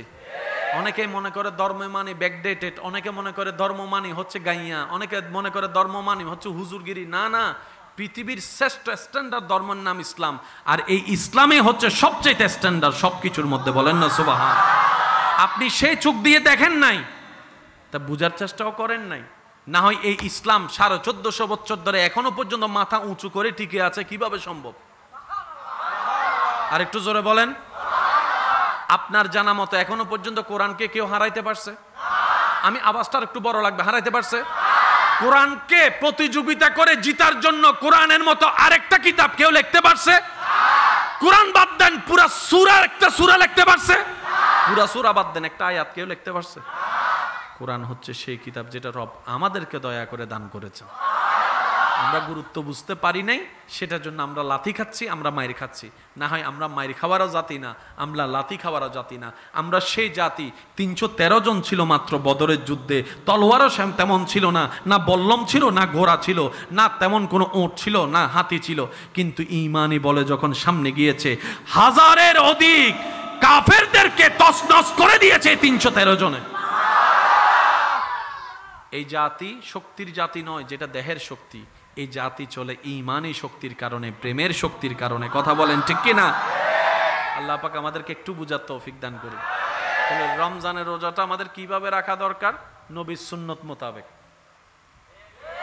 সেহরির একটা সুন্নত আছে না, ইফতারের একটা সুন্নত আছে না? ওই ইফতারের ওই সুন্নতটা কম বেশি সবার মনে থাকে, খেজুর। কথা বলেন না? কিন্তু খাওয়ার একটা পরিমাণ তো নবী করে দিয়েছেন। আপনার আমার পেটে আটবে 2 গ্রাম, ঢুকাই দিচ্ছি 10 গ্রাম। সত্যি না মিথ্যা আপনারা নিজেরা বলেন। তাহলে সারাদিন যে উপকারটা করছি সব, বলেন সব। এবার বলেন, আমরা চালাক না গাধা? আমি তো গাধা, আপনারটা আপনি বলেন। আমরা কি চালাক না গাধা? কারণ আমরা ফায়দা নিতে জানি। এত কথা কেন বললাম? শুধু একটা আয়াতকে বোঝানোর জন্য। না সুবহানাল্লাহ এর আয়দন গরজ যায় হইউন, এই জন্য হদ্দ সুবহানাল্লাহ। আমি সবার মনোযোগ চাচ্ছি। সূরা আল ইমরান কুরআনুল কারীমের 3 নম্বর সূরা। ভাইয়া বলেন কয় নম্বর সূরা? একটু জোরে বলি। সূরার নাম আল ইমরান। বলেন সূরার নাম। কুরআনুল কারীমের কয় নম্বর সূরা? সূরার নাম এই আল ইমরান সূরার 31 নম্বর আয়াতে 31 রব্বুল আলামিন বলছেন, বিসমিল্লাহির রহমানির রহিম। উল, হে নবী, আপনি আমার বান্দাদেরকে জানিয়ে দিন। বলছেন আল্লাহ আমাদেরকে কার মাধ্যমে? নবী রাহমাতুল্লিল। উল, হে নবী, আপনি আমার বান্দাদেরকে জানিয়ে দিন। সরল অর্থ, ইন কুনতুম তুহিব্বুনাল্লাহ, সুবহানাল্লাহ জোরে বলেন। ইন কুনতুম তুহিব্বুনাল্লাহ, তোমরা যদি তোমাদের রবকে ভালোবাসো, ভালোবাসতে চাও, ফাত্তাবিউনি, তাহলে মন প্রাণ উজাড় করে, বিবেককে প্রশ্ন শূন্য করে, এত্তেবার সাথে মনকে প্রেম সাগরে ছেড়ে দিয়ে আমি নবী রাহমাতুল্লিল আলামিনকে চোখ বন্ধ করে অনুসরণ করতে থাকো। বলছেন কে? কাদেরকে? মাশাআল্লাহ, একটু জোরে বলেন না, কাদেরকে? কার মাধ্যমে? নবী রাহমাতুল্লিল আলামিনের মাধ্যমে বলছেন।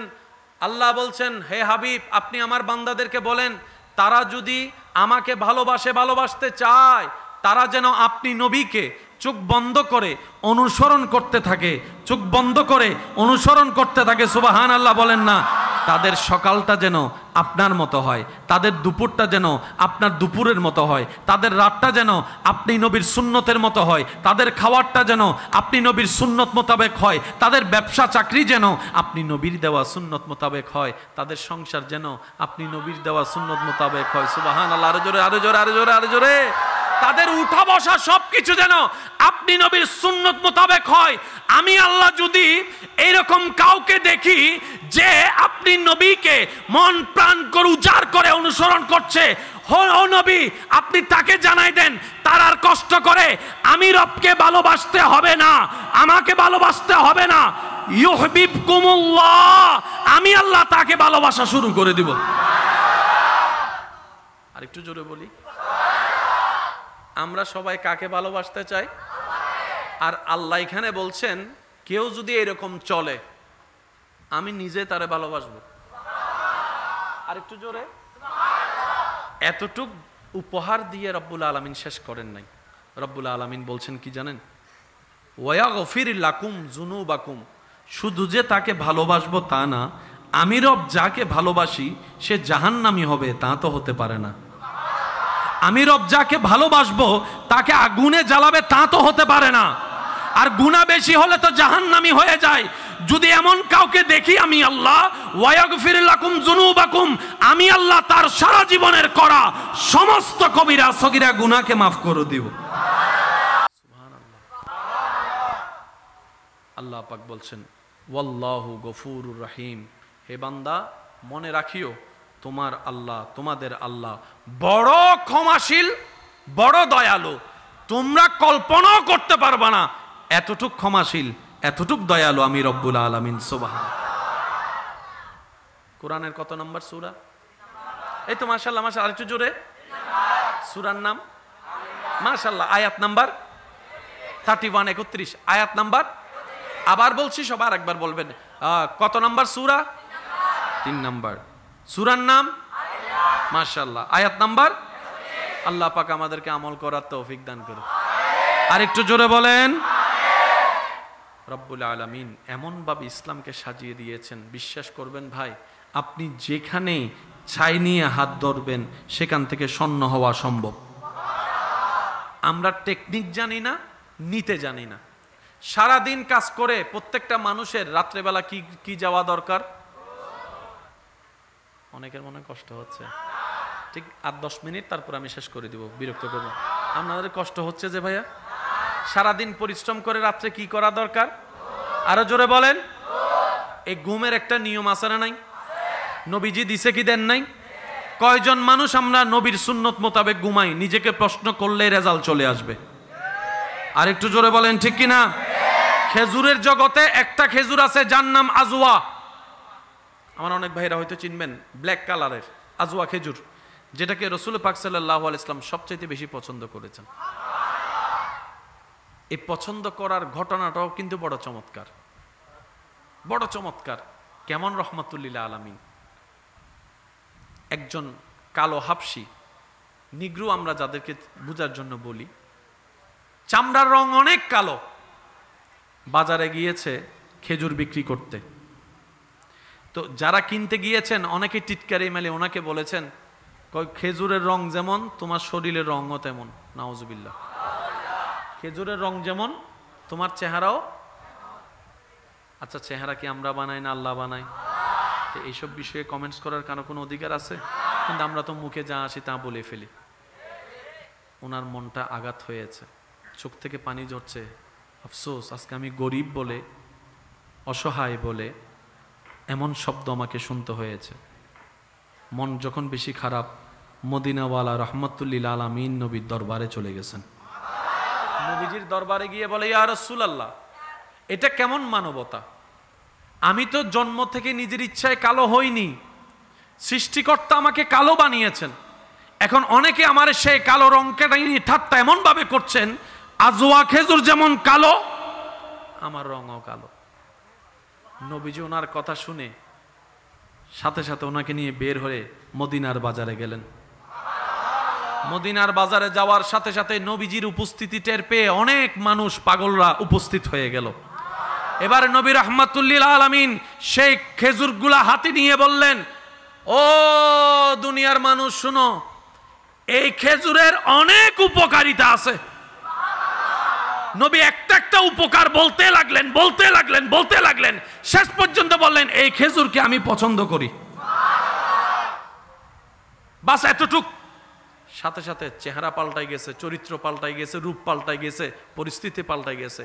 এখন এতক্ষণ যারা, এতদিন যারা ওনাকে ঠাট্টা করত, এখন সবাই ওনার পিছনে লাইন লাগায় বলে, ভাই একটু খেজুর থাকলে দাও, কালো খেজুরটা থাকলে দাও, কালো খেজুর থাকলে দাও। সুবহান। পুরা প্রেক্ষাপট পাল্টাই দিয়েছেন নবী রাহমাতুল্লিল আলামিন। আপনারা জানেন নবীজির হাদিস, যে 7টি আজওয়া খেজুর খাবে আল্লাহ পাক রব্বুল আলামিন তাদেরকে বিভিন্ন প্রকার সেহের, জাদু সহ বিভিন্ন রোগ থেকে আল্লাহ তাদেরকে হেফাজত করে। মিষ্টি ডায়াবেটিসের জন্য ভালো না খারাপ? একটু জোরে বলি। সবাই তো, কারোর তো কোনো দ্বিমত। কিন্তু খেজুর যখন খায় সেটা ডায়াবেটিসের ক্ষতির কারণ না হয়ে বরং লাভের কারণ হয়ে যায়। আর একটু জোরে বলি। যারা মিডিল ইস্টে ছিলেন, যাওয়া আসা আছে, কিংবা যাদের অভিভাবক আছে, ওনারা জানেন খেজুরের জগতে একটা খেজুর আছে যেই খেজুরের কোনো বিচি নেই।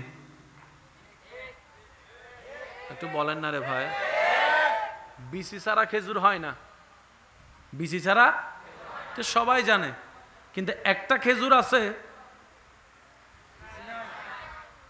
আপনারা অনেকেই হয়তো খেয়েছেন, বিচি ছাড়া খেজুর। তো বিচি ছাড়া খেজুর হলো কিভাবে? এটাও আল্লাহর হুকুমে নবীর মাধ্যমে প্রকাশিত একটা মুজিজার অংশ। এক বেদুইন কাফের এসে নবীকে আটকানোর জন্য কিছু খেজুর এনে বলে, খেজুরের বিচি এনে বলে, আপনি যদি সত্যিকার নবী হন তাহলে একটা পরীক্ষা দেন। নবীজি বলে যে কি পরীক্ষা? বলে যে এই খেজুরের বিচিগুলা আপনি নিজে রোপণ করবেন, কালকের মধ্যে যদি, অল্প দিনের মধ্যে যদি স্বাভাবিক নিয়মের বাহিরে এই জায়গার থেকে যদি খেজুর গাছ উঠে খেজুর ধরে, আমি বিশ্বাস করব আপনি আল্লাহর প্রেরিত নবী, আমি ঈমান আনবো। বলেন সুবহান। নবীজি বলে যে ঠিক আছে। ওনাকে সাথে নিয়ে নির্দিষ্ট জায়গা বাছাই করে আপনার আমার নবী রাহমাতুল্লিল আলামিন নবুয়তের হাতে আল্লাহর হুকুমে একটা একটা বিচি রোপণ শুরু করলেন। আরেকটু জোরে। একটা একটা বিচি রোপণ শুরু করলেন। সোরের মন, সোরের মন জগতে দেখেছে নবী রোপণ করেছে। যে চ্যালেঞ্জটা দিয়েছে সে রাতের বেলায় চিন্তা করে, কালকে তো আমাকে ইসলাম ধর্ম গ্রহণ করতেই হবে, কারণ আমি নিজে এতটুক জানি মোহাম্মদ যদি কোনো বলে কিছু সাল্লাল্লাহু আলাইহি ওয়াসাল্লাম, সেটা কখনো মিথ্যা হবে না, মিথ্যা হবে না। সুবহানাল্লাহ বলেন না। এখন আমি তো চ্যালেঞ্জ করে ফেলেছি, এখন যদি খাজুর গাছ উঠে যায় তাহলে তো আমি ধরা, সমাজের সবার সামনে আমার মাথা নিচু হয়ে যাবে। সে রাত্রেবেলা যাইয়া কি করছে, সব বিচি, সে রাত্রেবেলা গিয়ে সব বিচি এবার তার মনে মনে শান্তি, যাক যাই হোক, সকালবেলা আর আমাকে হার মানতে হবে। সকাল হলো, নির্দিষ্ট সময় গেলেন, যাওয়ার পরে দেখেছে খালি ময়দানে বড় বড় খেজুর গাছ। নবীর উম্মতের আওয়াজ আর একটু বড় হবে। বড় বড় খেজুর গাছ, গাছও উঠে গিয়েছে, পাতাও বড় হয়েছে, গাছের মধ্যে খেজুরও ধরছে। নবীজি বললেন, খেজুর তো ধরছে, খাবা না? একটু খেজুর খাও, খেজুর খাও। খেজুর পাড়ায় ওনাকে দেওয়া হলো, খেজুর খাইলো। খেজুর খাওয়ার পরে দেখে যে ভিতরে কোনো বিচি। এবার উনি বললেন, এটা কেমন খেজুর? জন্মের পর থেকে যত খেজুর খাইছি বিচি ছাড়া কোনো খেজুর। এটা কেমন খেজুর? বিচি নাই। বিচি ছাড়া খেজুর হয় কেমনে? নবী বলে যে বিচি থাকবে কেমনে? কালকে রাত্রে তো তুমিই বাইর করে ফেলছো। আর একটু জোরে বলেন না সুবহানাল্লাহ। रहमत वाला आया नबी है, धूम मची है, धूम मची है, সবাই रहमत वाला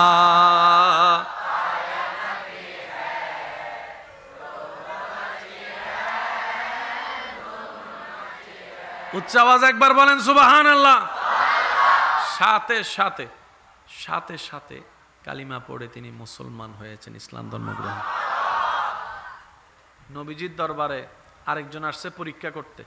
একটু মনোযোগ, এই যে বসেন। এক বেদুইন আসছে নবীজির দরবারে নবীকে পরীক্ষা করার জন্য, একটা মরা প্রাণী নিয়ে। কি প্রাণী? এবার বলেন, প্রাণী কি কথা বলতে পারে? একত প্রাণী কথা বলতে পারে না, দ্বিতীয় চ্যালেঞ্জ হচ্ছে সে আবার মরা। সে আবার কি? সাহাবায়ে কেরাম সামনে, উনি এসে বললেন, আপনি যদি সত্যিকার নবী হন তাহলে এর মুখ থেকে আপনি ওকে জিন্দা করে দেখান, জিন্দা করে দেখান। নবীজি বললেন, শুধু জিন্দা নয়, যাকে দিয়ে তুমি আমাকে চ্যালেঞ্জ দিচ্ছ সে যদি নিজের মুখ থেকে বলে আমি কে, তাহলে কি করবা? আমি বুঝাতে পারিনি মনে কথাটা। প্রাণীটা আওয়াজ নাই, তার উপর মরা। নবীরে চ্যালেঞ্জ দিচ্ছে, আপনি জিন্দা করে দেখান।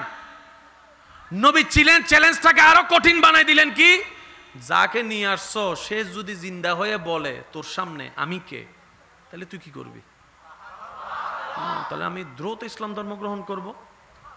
নবীজি মনে মনে এরাদা করলেন, আল্লাহর হুকুম হলো, মরা প্রাণী জিন্দা হয়ে গেল। মরা প্রাণী জিন্দা হয়ে গেল, জবানটাও খুলে গেল। ওই প্রাণী বলে, আপনি আল্লাহ রসুল, শিক্ষার দিয়েছেন, সাক্ষী দিয়েছেন ওই মৃত প্রাণী জিন্দা হওয়ার পরে। মনে রাখবেন, প্রত্যেকটা নবীর বিশেষ বিশেষ কিছু মুআজিজা আছে, মানে আল্লাহ প্রদত্ত অনুমতি সাপেক্ষ কিছু কিছু অলৌকিক কাজ আছে। প্রত্যেকটা নবী আমাদের মাথার তাজ। আর একটু জোরে। আদম নবীর মুআজিজা আলাদা, মূসা নবীর মুআজিজার রং আলাদা, ঈসা নবীর মুআজিজার ধরন আলাদা, দাউদ নবীর মুআজিজার স্টাইল আলাদা, ইউসুফ নবীর মুআজিজার রং আলাদা, আইয়ুব আলাইহিস সালামের মুআজিজার রং আলাদা। আর আল্লাহ আপনার আমার নবীকে এমন দয়া করেছেন, অন্যান্য নবীকে মুআজিজা দান করেছেন, আর আপনার আমার নবীকে আল্লাহ মুআজিজা বানিয়ে পাঠিয়েছেন। আরেকটু জোরে বলেন না। আপনার আমার নবী আল্লাহ প্রদত্ত আফাদ ও মুস্তাক মুআজিজা। এটা আমাদের জন্য বড় সৌভাগ্য যে আপনি আমি সেই নবী রাহমাতুল লিল আলামিনের উম্মতের খাতায় আল্লাহ দয়া করে আপনার আমার নামকে লিখে দিয়েছেন। এই উম্মতের শান মান ইজ্জতে কত দামি কল্পনাও করা যাবে। ওই কথায় আমি ফিরে আসছি। আপনার শরীরে যে পানি খান, এটা আপনি সাদা পানি খান আর কালা পানি খান, বাইরে বের সময় কি হয়? নমাতে হালা পানি বাইরে না পেশাবত। একটু কথা বলেন না, জোরে বলেন। মানুষ যেটাই পানি খাক, প্রস্রাবের রং আলাদাই। কালো পানি খাইলো, লাল পানি খাইলো, লাল পানি আবার উইবে মনে নগর জুইবে, এটা না, এমনি বোঝার জন্য আজকাল তো অনেক ড্রিঙ্কস বের হয়েছে। আল্লাহ তাআলা প্রত্যেকটা মানবের দেহের ভিতরে ফিল্টার মেশিনের ব্যবস্থা করে দিয়েছেন। আরেকটু জোরে বলি, ইসলামে পানি খাওয়ার নিয়ম কি দাঁড়ায় দাঁড়ায় না বসে বসে? সবাই মিলে বলেন, দাঁড়ায় দাঁড়ায় না বসে বসে? এক লাগাতারে নাকি তিন ঢুকে? ইসলামে প্রস্রাব করার নিয়ম কি বসে বসে না দাঁড়ায় দাঁড়ায়? আরো জোরে। আপনি যে কোনো ভালো ডাক্তারকে গিয়ে জিজ্ঞেস করেন, উনি আপনাকে সুস্থতার জন্য যে পরামর্শগুলো দিবেন, দেখবেন যে বেশিরভাগ পরামর্শ ইসলামের দেওয়া নবীর সুন্নতের সাথে মিলে যাচ্ছে। আর একটু মন খুলে বলা যাবে সুবহানাল্লাহ? আপনি মানতে না চাইলে আপনার ব্যক্তিগত ব্যাপার, তবে সত্য কখনো উল্টাবে না। পূর্ব দিকে সূর্য উঠে তো উঠবেই, মানেন কিংবা না মানেন, কথা বলেন ঠিক কিনা? চন্দ্র আলো দেয়, মিষ্টি আলো, মানেন কিংবা না মানেন দিয়ে যাবে। আল্লাহ তাআলা ইসলাম কেমন ভাবে সাজিয়েছেন, নবী রাহমাতুল লিল আলামিনকে এমন দয়া দান করেছেন, আপনার আমার নবী যা বলে গিয়েছেন কিয়ামতের এক সেকেন্ড আগে হলো সেটা বাস্তব বিশ্ববাসী দেখেই ছাড়বে, সত্য জানবেই, কথা বলেন ঠিক কিনা? আরবের মধ্যে বৃষ্টি হবে, আরবের মধ্যে বরফ পড়বে, সবুজ ঘাস উঠবে, কেউ কখনো কল্পনা করে? কিন্তু গত বছর খানিক দেখা যাচ্ছে পুরো আরব সবুজে সবুজ, সবুজে সবুজ, সবুজে সবুজ। এই নিউজটা আসার পরে প্রত্যেকটা টিভি চ্যানেলের মধ্যে নবীর হাদিসটাকে কোট করা হয়েছিল যে নবীজি 1450 বছর আগে আল্লাহর হুকুমে ভবিষ্যৎবাণী যা করেছেন এখন একটা একটা করে দেখা যাচ্ছে। এখন আরেকটা বললে আপনারা একদম মিল খুঁজে পেয়ে যাবেন। বর্তমানে খুন খারাপি কি কমতেছে না বাড়তেছে? আমি আস্তে করে বলবো, আপনারা জোরে বলেন, কমতেছে না বাড়তেছে? অনেক সময় আপনারা নিজেরাও দেখেছেন, শুনেছেন, যে খুন করে সে নিজেও জানে না কেন খুন করলো, যে খুন হয়েছে সে নিজে জানে না যে কোন অপরাধে তারে মারা হয়েছে। সত্যি না মিথ্যা আপনারা বলেন? এই কিছুদিন আগে আপনারা দেখেছেন ভাত খাওয়াই একটা মানুষকে ভাতও খাওয়াইলো, মেরেও ফেললো। এটা যদি কোনো পতিতালয়ে হতো ঘটনাটা, একটা মনকে বুঝ দেওয়া যেত। এটা যদি কোনো গাজার আড্ডাখানায় হতো, মনকে কিছুটা হলো বুঝ দেওয়া যেত। কিন্তু এমন একটা জায়গায় ঘটনাটা ঘটলো যেখানে শিক্ষার প্রদীপ বলা হচ্ছে।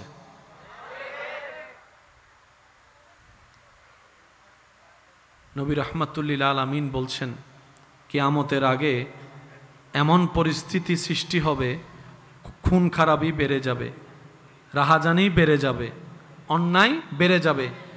যে খুন করবে সে জানবে না কেন মারলাম, যে মরবে সে জানবে না আমাকে কেন মারলো।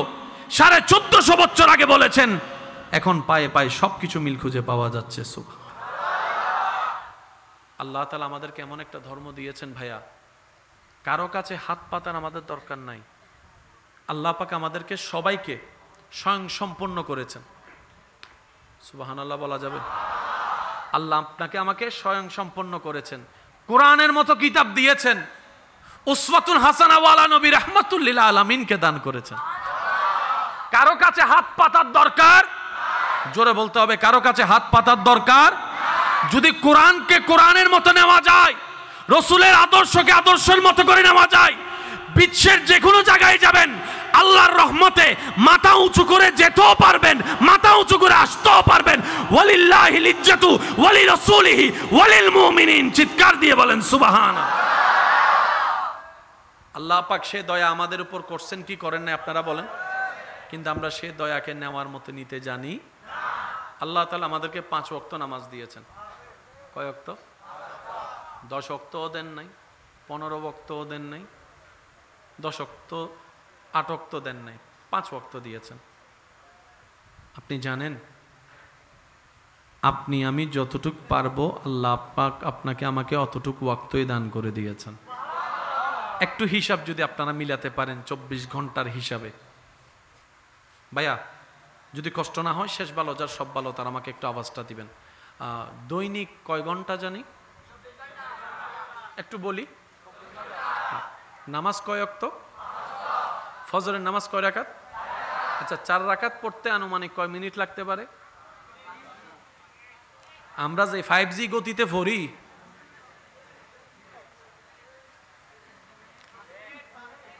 দশ মিনিট 5 মিনিট তো 10 মিনিট ধরলাম। কয় মিনিট? জোহরের নামাজ পড়তে কয় মিনিট? 20 মিনিট। কয় মিনিট? 20-এ 10-এ 30। আসরের নামাজ পড়তে 10 মিনিট, তাহলে কত হলো? 40। মাগরিবের নামাজ পড়তে 10 মিনিট, আপনারাই বললেন 10 মিনিট, কত হলো? 50 মিনিট। এশারের নামাজ পড়তে 20 মিনিট, কত হলো? 70 মিনিট। দ্যাট মিনস 60 মিনিট যোগ 10 মিনিট, 1 ঘন্টা। 1 ঘন্টা 10 মিনিট, টোটাল 1 ঘন্টা কত মিনিট? নামাজ কার জন্য? একটু সবাই মিলে বলেন, নামাজ কার জন্য? আমরা কার? আওয়াজটা একটু বড় হবে। আমরা কার? পৃথিবী কার? আসমান কার? হায়াত কার দেওয়া? মত কার দেওয়া? দেহ কার দেওয়া? চোখ কার দেওয়া? সোনার কান কার দেওয়া? রক্ত কার দেওয়া? শক্তি কার দেওয়া? জ্ঞান কার দেওয়া? পরিবার কার দেওয়া? মা বাবা কার দেওয়া? বউ স্ত্রী সন্তান কার দেওয়া? স্বামী কার দেওয়া? ভাই বন্ধু কার দেওয়া? ব্যবসা কার দেওয়া? চাকরি কার দেওয়া? দুনিয়া কার দেওয়া? জমিন কার দেওয়া? সেই আল্লাহ বলছেন, বান্দারে 24টা ঘন্টার মধ্যে তুই 1 ঘন্টা 10 মিনিটকে আমাকে দিতে পারবি না? মাত্র 1 ঘন্টা 10 মিনিট তুই আমাকে দিতে পারবি না বান্দা? 24 ঘন্টা তোরে দিলাম, তো তুই খুশি মনে 1 ঘন্টা 10 মিনিট আমাকে দে। তুই খুশি মনে 1 ঘন্টা 10 মিনিট আমাকে দে। বাকি ঘন্টার ভিতরে কিভাবে বরকত বাড়াই দিতে হয় আমার জানা আছে। সুবহানাল্লাহ। তুই 1 ঘন্টা 10 মিনিট আমার শুকরিয়া করে কাটাই দে। বাকি 23 ঘন্টার ভিতরে কিভাবে নিয়ামত বাড়াই দিতে হয় আমি রবের জানা আছে। লা ইন শাকারতুম লা আযীদান্নাকুম। রব্বুল আলামিন বলে, বান্দা তোর ঘুমের দরকার নিম্নে 6 থেকে 8 ঘন্টা ঘুমের দরকার। এবার সেই 24 ঘন্টা থেকে তুই 1 ঘন্টা আমাকে দিলি, বাকি আছে 23 ঘন্টা। এবার 23 ঘন্টা থেকে যদি আপনার 8 ঘন্টা বাদ দেন, আর বাকি কত থাকে? একটু হিসাব করে বলেন, আরো জোরে বলেন। এখনো 15 ঘন্টা আছে। রব্বুল আলামিন বলে, এই 15 ঘন্টা তুই দুনিয়ার কাজে লাগা, দুনিয়া সাজাতে লাগা। আমি আল্লাহ দয়া করে তোকে সাপোর্ট দিতে থাকবো। মনে রাখিস বান্দা, রব্বুল আলামিন বলছেন, মনে রাখিস বান্দা, যে অন্তর থেকে আমি রবের সামনে মাথা ঝুঁকিয়ে দেয় দুনিয়াবি কোনো বিষয়ে, আমি আল্লাহ সেই বান্দাকে কারো সামনে মাথা নত করতে দিব না। 1 ঘন্টা কয় মিনিট? আরো জোরে। আমরা কি পারছি? বলেন, আমরা কি পারছি? বরাবর ব্যর্থতা আমাদের। এরপরও যে আল্লাহ আমাদের খাবার বন্ধ করে দেয় নাই, সেজন্য শুকরিয়া করা দরকার। আল্লাহ পাক আমাদের সকলের হাজিরি কবুল করুক, আজকের এই মেহফিলকে কবুল করুক, আমাদের সবাইকে রবের প্রিয় বান্দা নবী রাহমাতুল্লিল আলামিনের প্রিয় উম্মত হয়ে কবরে যাওয়ার আল্লাহ তৌফিক দান করুক। মদিনা আমার জান, মদিনা আমার প্রাণ, মদিনাতে আছেন আমার জানের জান। শেষ ভালো যার, সব ভালো তার, সবাই মিলে মদিনা আমার জান, মদিনা আমার প্রাণ, মদিনাতে আছেন আমার জান। ও গো মদিনা আমায় ডাকো না, ও গো মদিনা আমায় ডাকো না, তোমায় দেখার তরে আমার মন হলো আনচান। মদিনা মদিনা আমার প্রাণ, মদিনাতে আছেন আমার জানের জান। মোহাব্বতের আওয়াজ একবার বলেন মারহাবা। 5 ওয়াক্ত নামাজের সাথে বন্ধুত্ব রাখার চেষ্টা করব, বলি ইনশাআল্লাহ। বড়দেরকে সম্মান করার সর্বোচ্চ চেষ্টা করব, বলি ইনশাআল্লাহ। ছোটদেরকে স্নেহ করার চেষ্টা করব, বলি ইনশাআল্লাহ। নবীর প্রিয় উম্মত হয়ে কবরে যেতে গেলে আমাদেরকে কিছু কাজ করতে হবে কি হবে না? আপনাদের কি মনে হয়, হবে কি হবে না? আপনাদের আশেপাশে অনেক এতিম আছে না? গতকালকে একটা হাদিসে পাক চোখে পড়ছে, এক সাহাবা মায়া করে একজন এতিমের মাথায় হাত বুলাই দিয়েছেন। একটু জোরে বলি। এক সাহাবা মায়া করে একটা এতিমের মাথায় হাত বুলাই দিয়েছে। নবী রাহমাতুল্লিল আলামিন দেখে মুস্কি হেসে ওনাকে বললেন, হে আমার সাহাবা, কি করলা তুমি? ইয়া রাসূলুল্লাহ, সে এতিম, এতিমকে মায়া করতে আল্লাহর হুকুম, আপনার নির্দেশ। আমি অন্তর থেকে ভালোবেসে তার মাথায় হাত বুলিয়ে দিয়েছি। নবী রাহমাতুল্লিল আলামিন বলেন, তোমার এই করাটা রব্বুল আলামিন কতটুকু খুশি হয়েছে জানো? ওই এতিমের মাথায় যতগুলা চুল আছে অত পরিমাণ গুনাহ আল্লাহ তোমার মাফ করে দিয়েছেন, অতটা সওয়াব আল্লাহ তোমার আমলনামায় দান করেছেন। এতিমের যদি সাক্ষাৎ পান, এতিমের অভিভাবক হওয়ার চেষ্টা করবেন। এটা অনেক বড় সৌভাগ্য। কারো যদি বাপ না থাকে, বিয়ে না হয় কোনো মেয়ের, আপনি সে জায়গায় মেয়ের বাপ হয়ে দাঁড়িয়ে যান, মেয়ের ভাই হয়ে দাঁড়িয়ে যান। এটার জাযাজে হাসরের ময়দান আল্লাহ আপনাকে কি পরিমাণ দিবে আপনি কল্পনাও করতে পারবেন না। বলেন না সুবহানাল্লাহ। আর যে দুই একজন আমাকে ভালোবাসেন, আবদার করে একটা কথা বলে আপনাদের থেকে বিদায় নিতে চাই। পৃথিবীর সবার কাছে ভালো হতে চায়েন না, এটা কখনো সম্ভব নয়। সবার কাছে ভালো হওয়ার দরকার।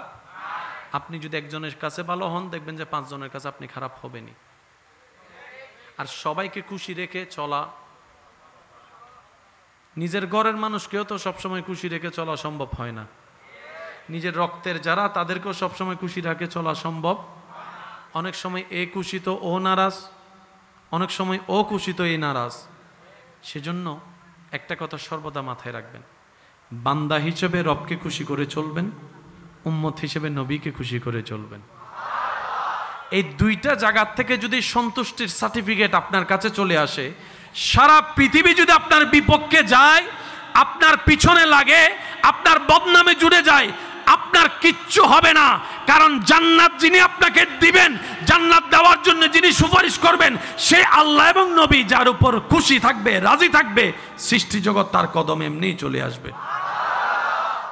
সেজন্য সবাইকে খুশি রাখার চেষ্টা করাটা ব্যর্থতা। এটা সম্ভব কখনো হবে? আজকে ভালো, কালকে সকালে উঠে দেখবেন যে মুখ গোমরা হয়ে গেছে। তো সেজন্য আল্লাহ এবং রসুলকে খুশি রাখার জন্য যা করার দরকার, যতটুকু করা দরকার, যেভাবে করা দরকার, এটা ইন্টারনাল হোক, এক্সটার্নাল হোক, পারিবারিক ভিতরে হোক, বাহিরে হোক, আমরা সব সময় আল্লাহ এবং রসুলকে খুশি রাখার চেষ্টা করে যদি চলতে পারি, আমাদের জীবনটা কঠিন থেকে কঠিন যা হয়েছে, এখান থেকে রব্বুল আলামিন দয়া করে আরো সহজ করে দিবেন। রব্বুল আলামিন আমাদের সকলের হাজিরি কবুল করুক, আমিন। সবাই আমরা দাঁড়িয়ে নবীকে সালাম দিই। ইয়া নবী সালাম।